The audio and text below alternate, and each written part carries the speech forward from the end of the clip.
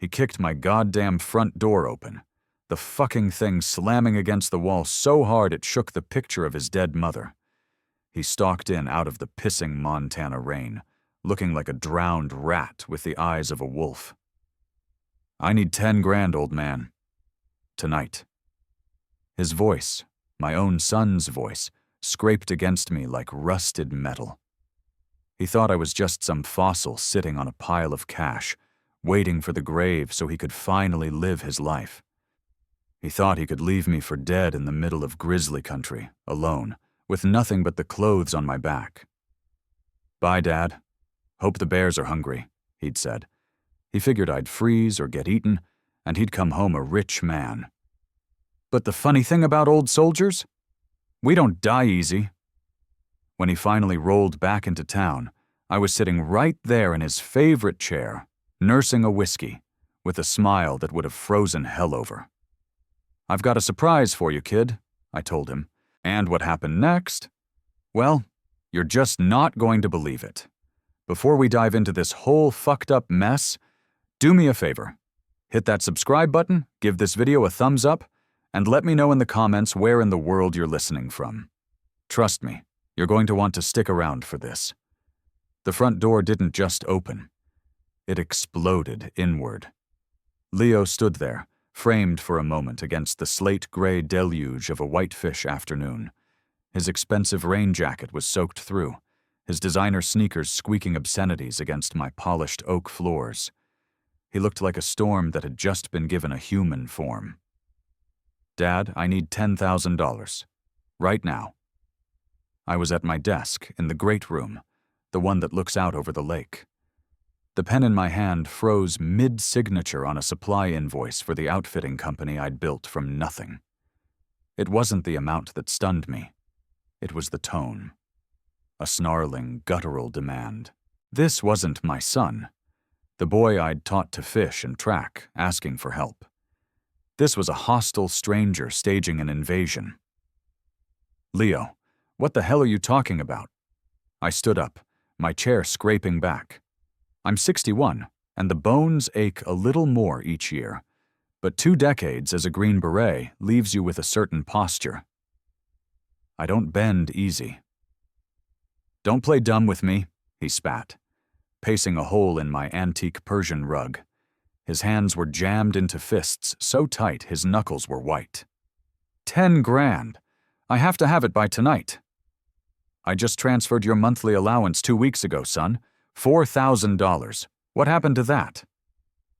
He spun on me, his face a contorted mask of fury and desperation. 4,000? You think that's real money?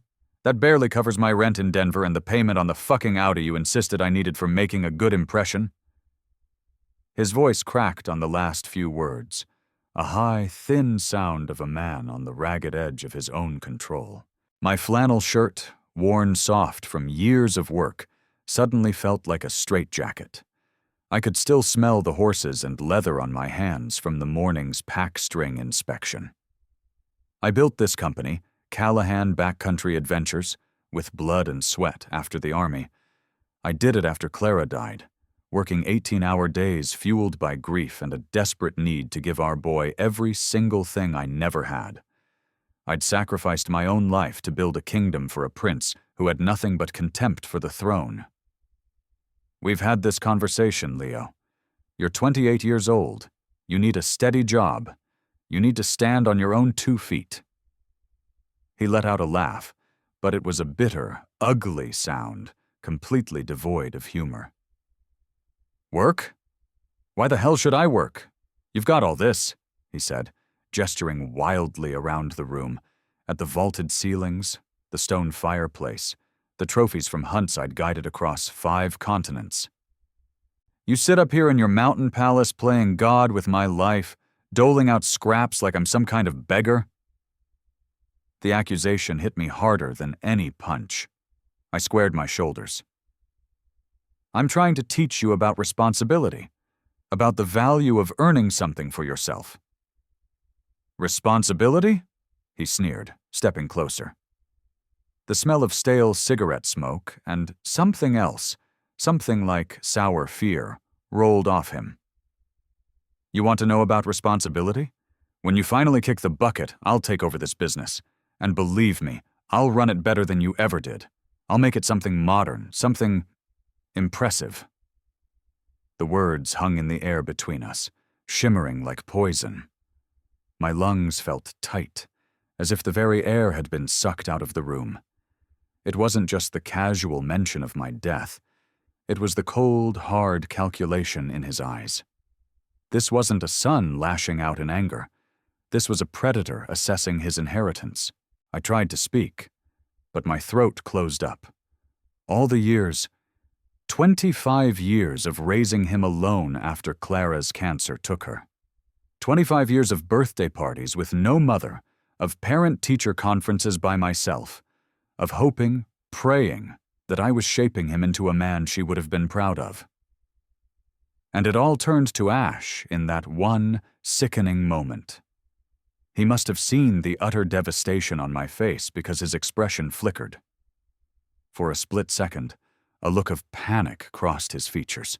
The realization that he'd shown his hand revealed the monster under the skin. Without another word, he spun on his heel and stalked toward the door he'd so violently opened. The slam of the door was like a rifle shot echoing through the cavernous quiet of the house.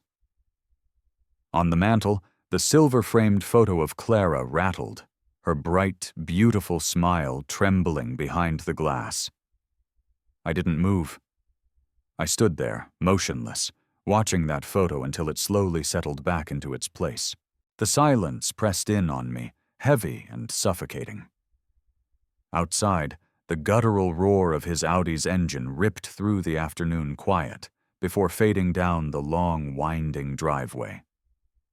I was still frozen by the desk, the pen clutched in my white-knuckled fist, my eyes fixed on the photograph that refused to stop shaking inside my head. The ghost of his mother's smile was the only thing in the room that wasn't broken. The following morning, I woke before the sun. A habit ingrained from my years in the service that never really leaves you. I walked over to the fireplace and gently straightened the picture of Clara. She was holding a 5-year-old Leo on her lap at the edge of Flathead Lake.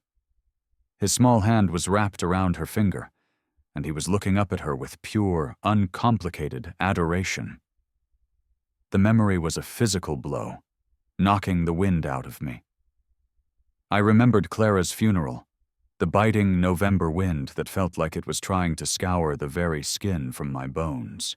Leo, a little boy swimming in his first and only suit, his tiny hand gripping mine so tightly I thought my knuckles would break, while I fought against the urge to just lie down in the cold earth with her. When she died, I was 3 months behind on the mortgage for the small plot of land where I started the business. Her medical bills had bled us dry, wiped out every penny of our savings. My last promise to her, whispered in a sterile hospital room that smelled of antiseptic and finality, was that I would take care of our boy. I promised her I'd give him the world, give him everything she couldn't. And in that moment, I knew I had failed her in the most spectacular way imaginable. By Thursday, the oppressive silence of the house had become a form of torture. I found myself in the attic, pulling down old, dusty photo albums. Each page I turned was like a new piece of evidence in the trial of my own fatherhood. There was the tuition for the private academy in Bozeman, $50,000 a year, because the local schools weren't good enough for Clara's son.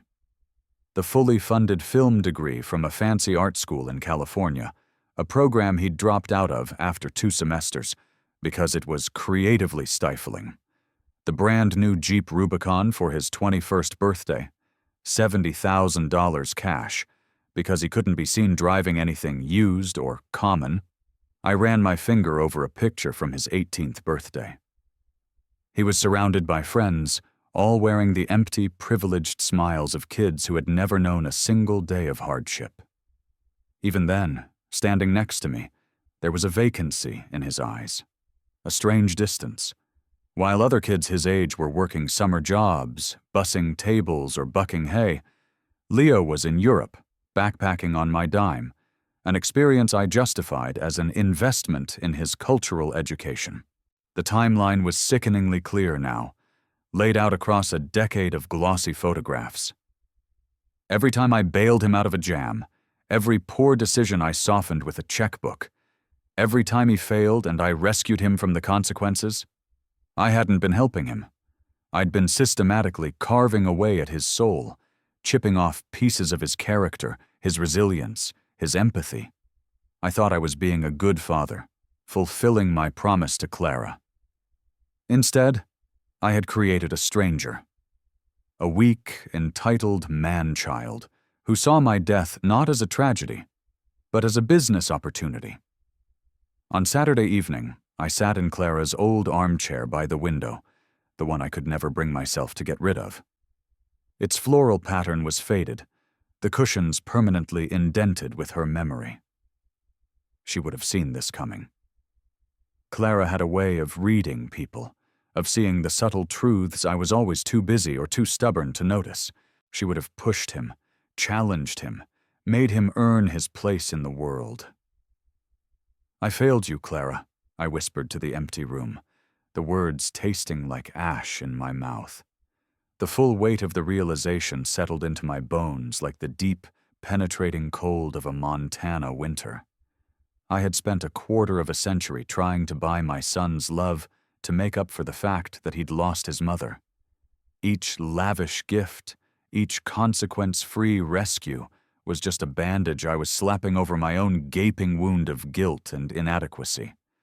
I had convinced myself that providing for him was the same as parenting him. It wasn't. It was poison. On Sunday morning, with a grim sense of purpose, I returned the photo albums to their dusty tomb in the attic. I sat at my desk, the same desk where my world had tilted on its axis a week before. My hands, which had field-stripped rifles under fire and sutured my own wounds, shook slightly as I pulled out a fresh legal pad and a pen. I took a deep, steadying breath, letting the old military discipline settle my mind. It was time to think clearly, to plan for contingencies a father should never have to consider. The blank page stared back at me, an empty battlefield waiting for a strategy I never wanted to draw up. 1 ring. 2 rings. My pen was hovering over the 3rd clause of the document I'd started drafting when the shrill ring of my cell phone shattered the heavy silence of the room. Leo glowed on the screen. My heart gave a painful lurch, a pathetic, involuntary leap of a father's hope. I hesitated, then pressed the green icon. "Hello, son." "Dad, hey, how's it going?" The cheerfulness in his voice was so forced, so artificial, it set my teeth on edge. It was the greasy, over-enthusiastic tone of a con man trying to sell you a faulty watch. "I'm all right. This is a surprise after our last conversation." Yeah, about that." He rushed his words, a nervous energy crackling down the line. "Look, I've been thinking a lot. I was way out of line. I was stressed, I said some things I didn't mean, and I want to make it up to you." It was a rehearsed speech, the words tumbling out too fast and too smooth to be genuine. "Actually, I have an idea. A proposal, you could say. Something that could, fix things between us." I waited, my knuckles white on the receiver. The first rule of any negotiation: let the other guy talk first. He'll usually tell you everything you need to know. "Let's go on a trip," he blurted out. "A real backcountry trip, into the Bob Marshall wilderness, just you and me. Remember how we used to do that when I was a kid?" The suggestion was so bizarre, so out of left field, it was like he'd suggested we take up ballet. Leo hadn't shown the slightest interest in roughing it since he was 15. For him, camping meant a hotel without room service. "That's very sudden, Leo." I know it is. But here's the thing," he said, his voice dropping into a conspiratorial whisper. "My buddy from Denver and his brother, they had this whole thing planned. A 5-day pack trip into the Bob. They've got the permits, the gear reservations, everything. But the brother just broke his leg, so they had to cancel last minute. The whole package is non-refundable, Dad. It expires in 2 days if we don't use it. Everything is already paid for. My grip on the phone tightened. Every single detail felt wrong. The urgency was a classic high-pressure sales tactic, designed to shut down critical thinking. The story was just a little too convenient. Leo, when was the last time you organized so much as a dinner reservation, let alone a 5-day wilderness expedition? Come on, Dad, he pleaded, his voice shifting again, this time to a tone of wistful nostalgia. He was playing me like a fiddle. Remember when you taught me how to read a compass? How to find the North Star? You always said the wilderness never lies. It shows you a man's true character. The reference to our past, to those good days before Clara was gone, before the money corrupted everything, twisted a knife in my gut. He was using my own memories, my own lessons, as a weapon against me. Those had been good times. Before I'd started trying to solve his problems with a bank transfer instead of my presence. This could be our chance, Dad, he continued, his voice now low and seemingly sincere. A chance to really connect again. No phones, no business stress, just a father and son under that big Montana sky. I closed my eyes, and a war raged inside me. My soldier's brain, the part of me that had kept me alive in 3 different shithole countries, was screaming. Red flag, red flag, red flag. The timing, the manufactured urgency, the flimsy cover story, it was all textbook deception. But beneath the hardened soldier was a grieving father. And that father was drowning. What if he was telling the truth? What if this was a genuine, clumsy attempt to rebuild the bridge he'd burned? The desire for that to be true was a powerful, intoxicating drug. The trip starts the day after tomorrow, March 25th, Leo pressed, sensing my hesitation. We meet the outfitter in Augusta. They pack us in on horses to the backcountry. 5 days off the grid, just like the old days. 5 days. The words echoed in my head. Dad, please, he whispered, his voice cracking with a manufactured vulnerability that was almost perfect. This could be our last chance, to fix what's broken. A long, heavy silence stretched down the line from Denver to Whitefish. I looked down at the papers on my desk. Legal documents, a new will, a fortress I was building to protect my legacy from my own son. Precautionary measures against a future I prayed would never come. All right, I heard myself say, the word tasting like surrender. I'll do it. Really? Oh man, Dad, that's fantastic. The relief in his voice was immense, and for a fleeting, foolish moment, I thought it was real. This is going to be great. It's going to be just what we need. You'll see. The line went dead. I slowly lowered the phone, my hand trembling. Outside my window, the endless Montana sky stretched over the mountains, a canvas of serene, indifferent blue. I looked back at the legal documents, at the pen still sitting beside them. Hope and suspicion. In that moment, they felt like 2 different kinds of betrayal. 3 days later, I folded the new last will and testament and slipped it into the hidden interior pocket of my duffel bag. The crisp paper felt impossibly heavy, weighted down with a future I had written but refused to fully accept. I met Leo in Augusta, a small, dusty town that serves as a gateway to the vast Bob Marshall wilderness. He was standing next to a beat-up Ford pickup, trying to look nonchalant, but he was practically vibrating with nervous energy. His pack was brand new, the kind of top-of-the-line gear an amateur buys to look the part. "Dad, perfect timing," he exclaimed. His grin stretched a little too wide, not quite reaching his eyes. "The outfitter is getting the horses ready." "You seem excited," I said, studying his face. I noticed a subtle tick in his left eye, a flicker of tension he couldn't conceal. A 20-year career in special operations teaches you to read the tells. the small betrayals of the body that give away the lies of the mind. "Why wouldn't I be?" he deflected, shouldering his new pack with an awkward grunt. "A father-son adventure in the last wild frontier. When's the last time we did this?" The outfitter, a grizzled old-timer named Earl, whose face was a road map of every Montana winter since the Truman administration, nodded at us as he cinched the diamond hitch on a pack mule. "Callahan? Been a while. Didn't figure you for a client these days." "Taking a busman's holiday, Earl," I replied. "This is my son, Leo." Leo shook Earl's leathery hand with a tourist's enthusiasm. During the drive to the trailhead, he chattered endlessly about wildlife photography and the importance of disconnecting from technology, all while glancing at his phone every 30 seconds.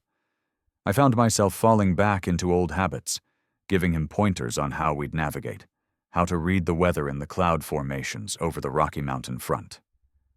"Remember the rule of threes, son. 3 minutes without air, 3 days without water, 3 weeks without food. Oos." "You really know all this stuff by heart, don't you?" Leo asked, his attention sharp and focused in a way that felt acquisitive, like he was gathering intelligence, not sharing a moment. Something dark flickered in his eyes, a momentary flash of calculation masked by a veneer of filial admiration. At the trailhead, as Earl and his wrangler loaded the last of the gear onto the pack mules, Leo excused himself, walking a little ways down the trail for a last-minute call with a client. I watched him, partially obscured by the towering ponderosa pines. His posture changed when he thought no one was looking. His shoulders hunched. His voice was low and urgent, one hand gesticulating nervously as he spoke. When he returned, the artificial cheerfulness was back in place. "Everything all right?" I asked casually. "Yeah, perfect. Just moving a meeting. Cleared my schedule for the whole week," he said, avoiding my eyes. The lie was so smooth, so practiced, it was almost impressive. As we mounted our horses and fell in line behind Earl, that old familiar unease settled deep in my gut. It was the same primal instinct that had warned me of an ambush in a distant jungle valley, the same cold premonition that told me when the terrain ahead was a trap. Something was profoundly wrong. I just hadn't found the X on the map yet. 40 miles and 2 days later, we were deep in the backcountry, in a part of the Bob so remote it felt like we'd ridden back in time 1,000 years.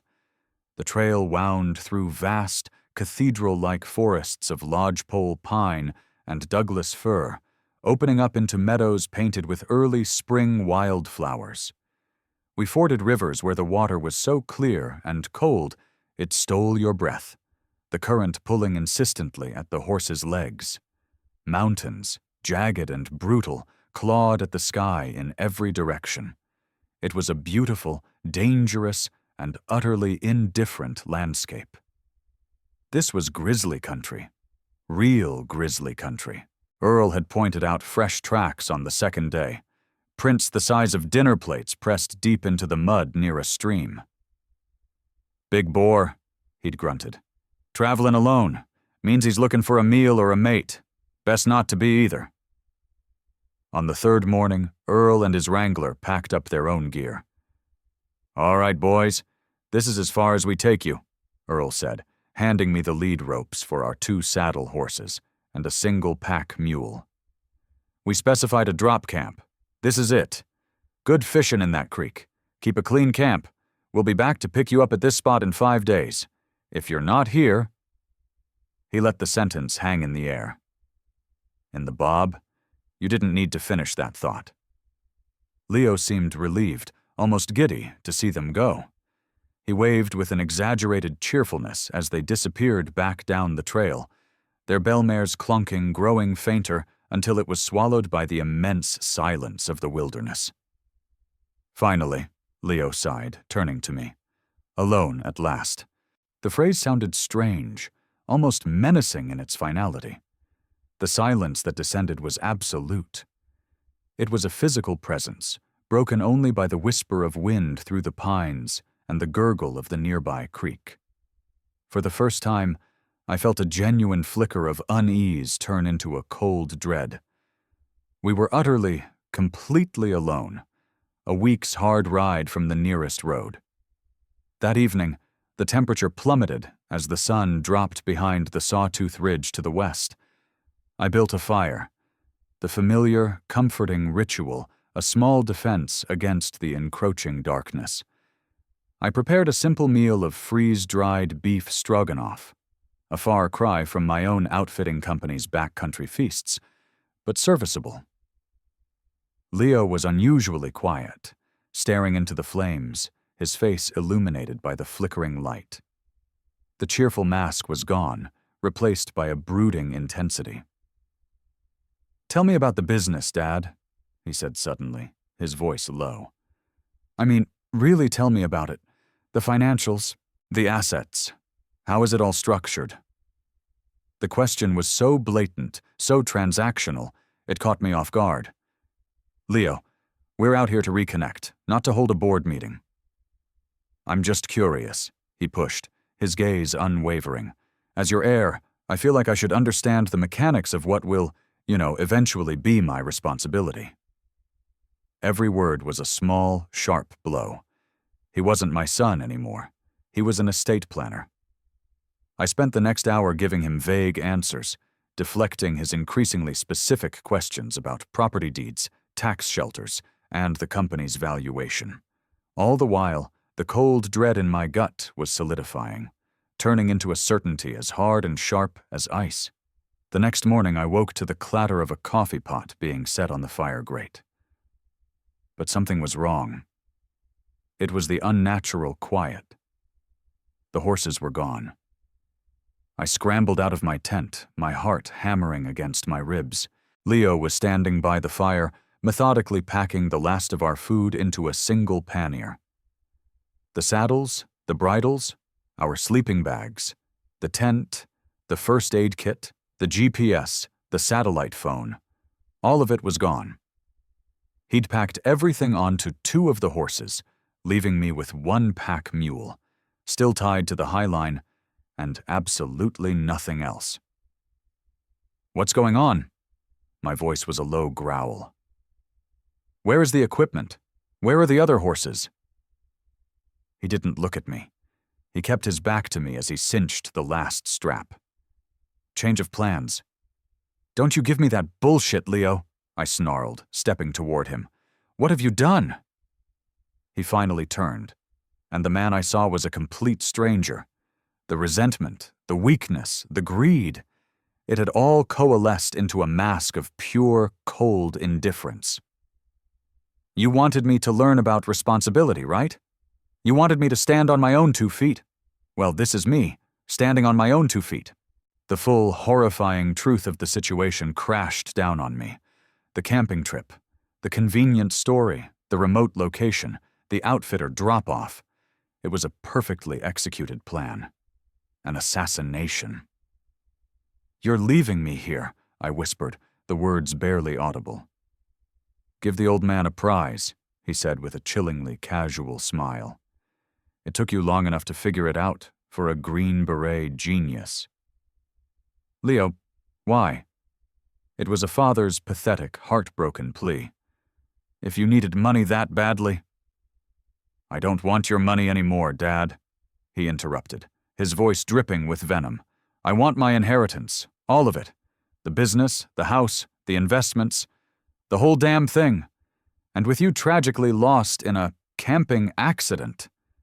He shrugged. "It all becomes a much simpler transaction." "This is bear country," I said, my mind racing, assessing, falling back on the training that had been dormant for years. "Without gear, without food, this is a death sentence." "Yeah, well, you should have thought of that before you decided to control my entire life with your wallet," he said, swinging up into the saddle of the horse he'd kept for himself. He took the lead rope for the pack horse carrying all our supplies. "Please," I begged, the words scraping my throat raw. "Son, don't do this." He looked down at me from the saddle, and for a single, fleeting instant, I saw a flicker of something in his eyes, a ghost of the little boy I used to know. Then it was gone, snuffed out by the cold, hard greed that had consumed him. "Goodbye, Dad," he said, his voice flat and empty. "Hope the bears are hungry." He didn't even look back. He just spurred the horse into a walk, leading the pack horse behind him, and disappeared into the dense timber, heading south, away from our designated pickup spot. The soft thud of the horse's hooves on the pine needle-covered ground faded, leaving me alone. The mule tied to the highline snorted nervously. And then there was nothing. Nothing but the vast, crushing silence of the Bob Marshall wilderness, 100 miles from the nearest human soul. I was 61 years old, with no food, no shelter, and nothing but the clothes I was wearing. My son had just left me to die. What would you do in that situation? Could you have survived? Let me know your thoughts down below. And if you're hooked on this story, do me a favor and hit that like button. For a long time, maybe 10 minutes, maybe an hour, I didn't move. The world had gone silent and gray. Shock is a cold, heavy blanket. It numbs you, slows your thoughts, makes reality feel like a dream you can't wake up from. The part of me that was a father was screaming, a silent, primal howl of grief and disbelief. But the part of me that was a soldier was watching, waiting, assessing.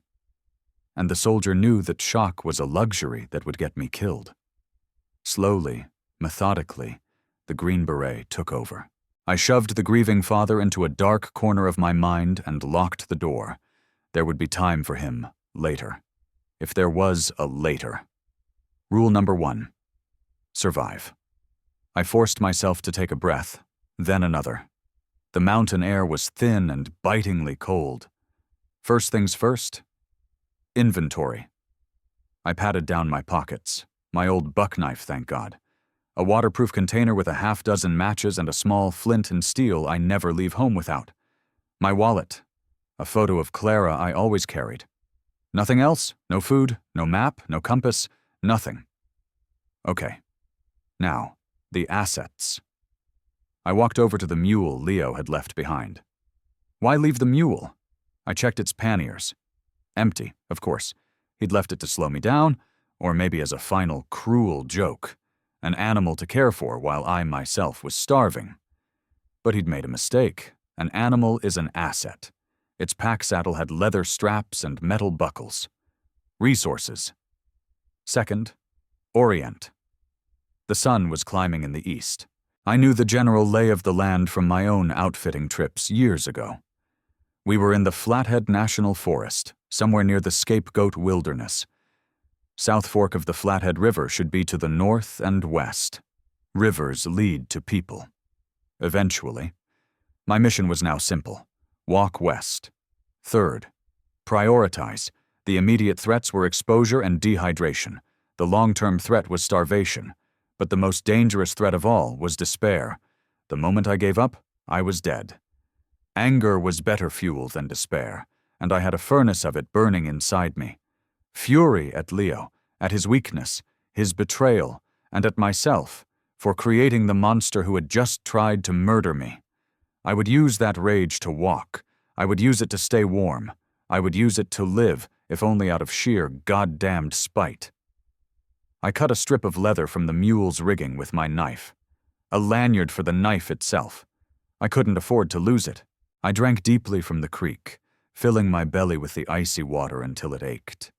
It would have to be enough for now. Leading the mule, I started walking west, keeping the sun on my right shoulder. Every step was a battle. I was 61, not 21. My knees ached, my back, which had carried 100-pound rucks through jungles and deserts, screamed in protest. But I kept moving. The forest was dense, the ground a treacherous carpet of fallen logs and loose rock. I talked to myself, a low-running monologue of survival priorities, old military cadences, anything to keep the father's grief locked away. That night, I found a small rock overhang that offered marginal protection from the wind. Using my knife, I stripped bark from a deadfall birch tree, nature's perfect tinder. With painstaking care, I struck my flint. A spark caught. I nurtured the tiny ember, blowing on it gently until it bloomed into a fragile flame. I built a small, efficient fire, hoarding the precious warmth. The mule stood nearby, a silent, nervous companion in the oppressive darkness. The sounds of the wilderness at night are terrifying when you have nothing but a 3-inch blade to defend yourself. Every snap of a twig was a grizzly, every distant howl a wolf pack closing in. Sleep came in short, shivering bursts. The next 2 days were a blur of hunger and walking. The gnawing ache in my stomach became a constant companion. I chewed on pine needles for the minuscule amount of vitamin C, the taste bitter and sharp. I saw tracks everywhere: elk, deer, and bear, the ever-present massive tracks of the animal that ruled this wilderness. I made noise as I walked, shouting, clapping, singing old army songs off-key. A surprised bear is a deadly bear. By the 3rd day, I was weak. My movements were slow, my thoughts clouded by fatigue and lack of food. I stumbled, my boot catching on a root, and went down hard, my head striking a rock. The world went white for a second. When the darkness receded, I was lying on the forest floor, a warm stickiness trickling down my temple. I touched it. Blood. I lay there, the smell of damp earth filling my nostrils, and for the first time, the father broke out of his cell. The despair came flooding in, a black, oily tide. Clara's face floated in my mind. Then Leo's face, as a little boy, laughing as I pushed him on a swing. It was so easy to just close my eyes, to let the cold seep in, to just stop. My son wanted me dead. Maybe he was right. Maybe it was time. Then I thought of his face as he rode away, that smug, indifferent smile, and the rage came roaring back, a wildfire that burned away the despair. No, that little bastard wasn't going to win. He wasn't going to get the satisfaction. I would walk out of this goddamn wilderness, and I would look him in the eye again. That promise to myself was more powerful than food, more powerful than warmth. I used the leather strap from the mule to fashion a crude bandage for my head. I tore a piece of my shirt. I got back on my feet, swaying slightly, and I kept walking. Late on the 4th day, I smelled it, a faint, almost imperceptible scent on the wind. Wood smoke. I stopped, lifting my nose, trying to pinpoint the direction. It was to the west, unmistakable. Hope, something I hadn't allowed myself to feel, surged through me with the force of a drug. It lent a new strength to my exhausted limbs. I urged the mule forward, stumbling through the underbrush, moving toward that scent like a dying man crawling toward an oasis. The forest began to thin, and then I saw it. Through the trees, a thin column of white smoke rising into the evening sky from the stone chimney of a rustic log cabin. The sight was so beautiful, so impossible, I thought I was hallucinating. I stumbled into the clearing. A man was standing on the porch, splitting wood. He was big, with a beard thick as a hedge and the steady eyes of a man who belonged in a place like this. He looked up, his axe freezing mid-swing, as I staggered out of the tree line, a bloody, gaunt specter leading a half-starved mule.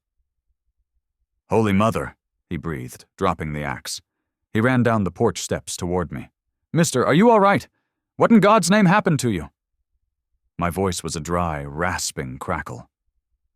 "My son," I whispered, before my legs finally gave out, and the world went dark. His name was Gus. He was a backcountry outfitter, like me, but one who preferred solitude, running a small, exclusive operation from his remote, off-grid cabin. He'd half carried me inside, laid me on a cot, and pressed a canteen of lukewarm water to my lips. That first sip was the single greatest thing I'd ever tasted. He cleaned and dressed the gash on my head with a practiced hand, his movements efficient and calm. He didn't press me for details, just fed me small sips of warm broth, bringing me back from the brink slowly, carefully. "Eat too fast now and it'll kill you," he'd said, his voice a low, gravelly rumble. I slept for 16 straight hours. When I finally woke, the sun was streaming through the cabin's small window, and the smell of coffee and frying bacon filled the air. Gus was sitting at a rough-hewn table, sharpening a skinning knife. He looked up as I stirred. "Welcome back to the land of the living," he said with a slight smile. "Thought we might have lost you there for a bit." He slid a plate of eggs and bacon in front of me. I ate like a wolf. Every bite an explosion of flavor, a reaffirmation of life. Between mouthfuls, I told him everything, the whole sordid, ugly story, from the argument in my living room to Leo's chilling final words. I expected disbelief, maybe even suspicion. But Gus just listened, his expression growing darker with every word I spoke. When I finished, he was silent for a long moment, staring out the window at the unforgiving mountains. "I've spent 40 years in these mountains," he finally said, his voice tight with a cold fury. "I've seen people die from stupidity, from arrogance, from just plain bad luck. But I ain't never seen anything like this. To do that to your own blood, that ain't just a crime. It's a sin against nature." "He was counting on me dying," I said, the words hollow. "He probably has it all worked out. How he'll call the authorities, feigning panic, the tearful search party he'll lead." "That kid of yours made a few miscalculations," Gus said, standing up and grabbing a satellite phone from a shelf. "First, he underestimated his old man. Second," he paused, a grim look on his face, "he's got no idea how fast we can get you out of here." He pointed to a small airstrip I hadn't noticed, carved into the meadow behind the cabin. "My buddy can have his super cub here in an hour. We can have you back in civilization by lunchtime." The implication hit me with the force of a physical blow. A plan began to form in my mind, a strategy forged in the crucible of my 4-day walk through hell. "What's the date today?" I asked. Gus checked his watch. "March 29th. Earl, the first outfitter, wasn't scheduled to pick me up, or what was left of me, for another 2 days. Leo would be taking his time. He'd want a solid alibi, establishing himself back in Denver before he'd discover I was missing. He wouldn't report me overdue for at least 3 or 4 more days. He thought he had time. He thought I was already dead. "Gus," I said, leaning forward. "Before you call the cops, there's something else I need you to do. Can that plane of yours get me to my lawyer's office in Missoula quietly?" Gus looked at me, a slow, grim smile spreading across his bearded face. He understood immediately. This wasn't just about rescue anymore. This was about retribution. "Son," he said, clapping a heavy hand on my shoulder, "I think you and I are going to get along just fine. Back in my world, bathed in the incandescent glow of fluorescent lights at my attorney's office, I must have looked like a ghost. I was 20 pounds lighter, my face a gaunt mask of sunburn and stubble with a healing gash on my temple. But my eyes were clear. For the first time in years, I was seeing everything with a brutal, absolute clarity. My attorney, a sharp woman named Elizabeth, listened to my story without interruption, her expression shifting from horrified sympathy to steely-eyed professionalism. When I was done, she tapped her pen on the thick sheaf of papers on her desk. The new will I'd drafted before the trip. "The will is rock solid, Jack. Leo inherits nothing, not a dime." She looked at the folded piece of paper I'd placed on her desk, the legal document that had been in my pocket for my entire ordeal. "But this is brilliant. It was an addendum, A new legal structure. The Callahan Foundation. A non-profit dedicated to wilderness education and rehabilitation for at-risk youth. The entire estate, the outfitting company, the real estate, the investments, everything, would be transferred into a trust to fund it. And the executive director? A man named Augustus Gus Riley. "Your son tried to use the wilderness to destroy you," Elizabeth said, her voice filled with a quiet admiration. "And now you're going to use it to save others. It's poetic." "It's penance," I corrected her, "for my own failures." I spent the next 2 days in a quiet hotel, recovering my strength and making arrangements. I spoke with Gus extensively, outlining my vision for the foundation. He was hesitant at first, a man more comfortable with horses than boardrooms, but he understood the mission. He'd seen firsthand what a lack of character and resilience could do to a young man. On the 3rd day, my phone rang. It was the sheriff's office from Choteau County. "Mr. Callahan, we've just received a call from your son, Leo. He's reporting you overdue from a camping trip in the Bob Marshall Wilderness. He sounds very distressed." The performance had begun. "Oh my God," I said, letting my voice crack with manufactured panic. "Is he okay? Where is he now?" "He's right here, sir. At the trailhead, organizing a search party with the local SAR team." "Put him on," I said, my voice hardening. There was a moment of silence, and then Leo's voice, choked with fake tears. "Dad? Oh my God, Dad, you're alive! I was so worried. I got back to the pickup spot and you weren't there and I—" "Save it, Leo," I cut in, my voice as cold and hard as river stone. "Your little show is over." The silence on the other end of the line was absolute. I could almost hear the gears grinding in his head, the panic building as his perfect plan unraveled. "Dad, I don't know what you're talking about." "I'm at home, son, in my living room. I got back a few days ago. I've been waiting for your call." I let that sink in.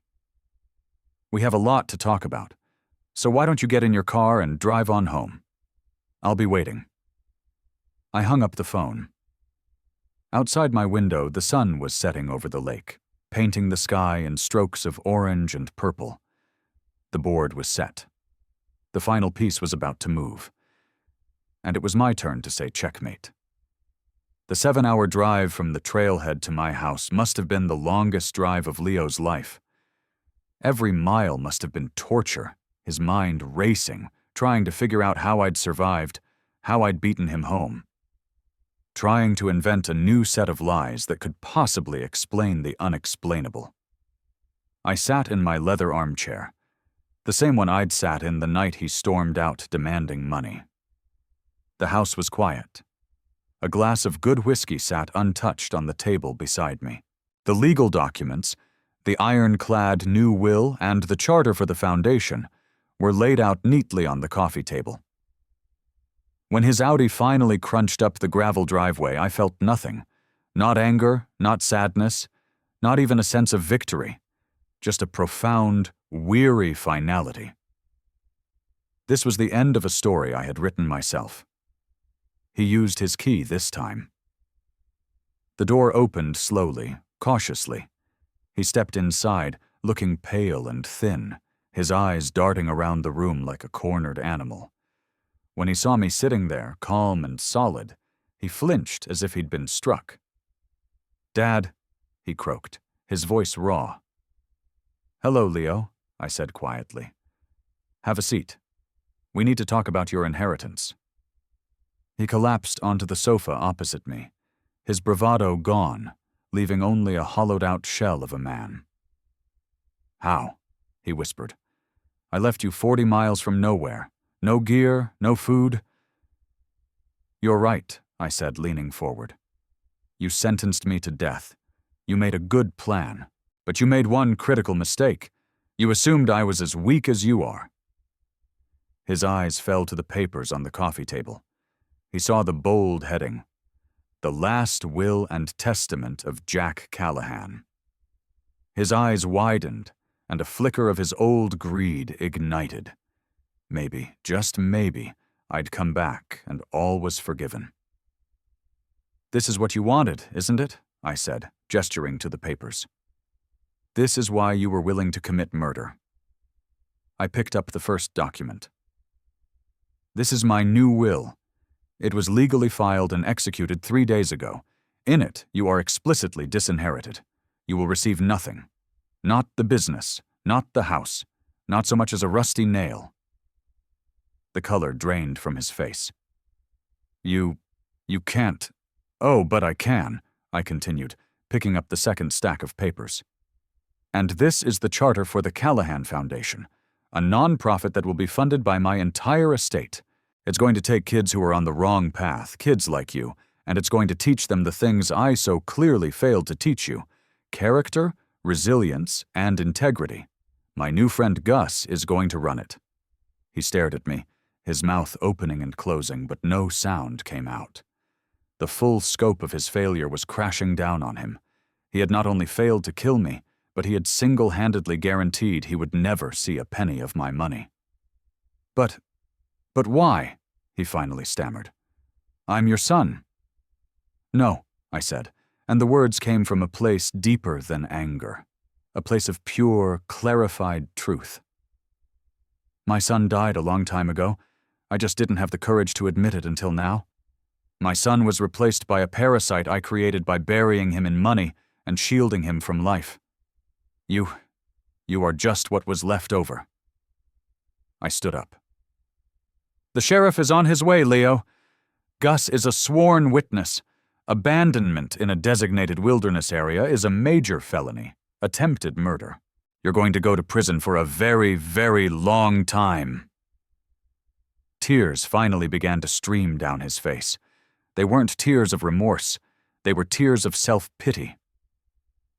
"You did this to me," he sobbed, the cry of a petulant child.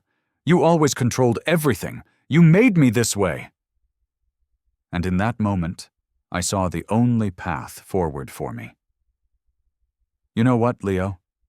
You're right," I said, and the admission felt like a key turning in a lock I'd been trapped behind for 25 years. "I did fail you. I gave you everything except the one thing you needed, the chance to become a man on your own. My failure as a father is something I will have to live with for the rest of my days." I walked to the door and opened it. The cool night air rushed in.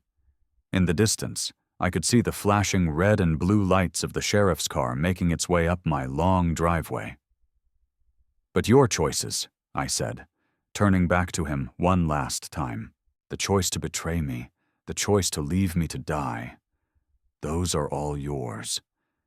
And now, for the first time in your life, you are going to be completely responsible for them."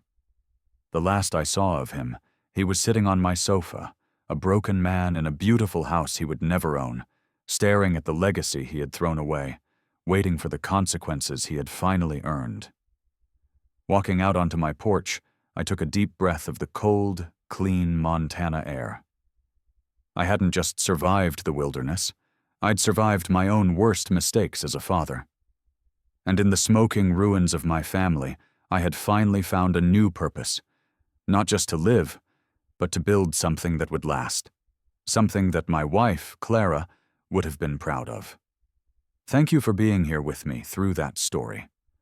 What started as a family's tragic collapse became a lesson in survival and a new beginning. If my journey resonated with you, please hit that like button, subscribe to the channel, and share your thoughts in the comments below. It means the world to know you're out there. And if you're ready for another story, click on the video that's on your screen now. Thanks for watching.